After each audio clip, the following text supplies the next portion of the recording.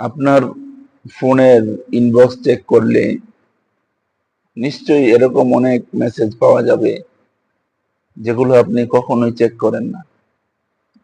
হতে পারে সেই মেসেজগুলো খুব একটা ইম্পর্টেন্ট নয়, অথবা যে ব্যক্তির কাছ থেকে মেসেজটা এসেছে সেই ব্যক্তি আপনার কাছে বেশি ইম্পর্টেন্ট নয়। আবার কিছু মেসেজ এরকম আছে যেগুলো আপনি বারবার পড়েন, বারবার চেক করেন।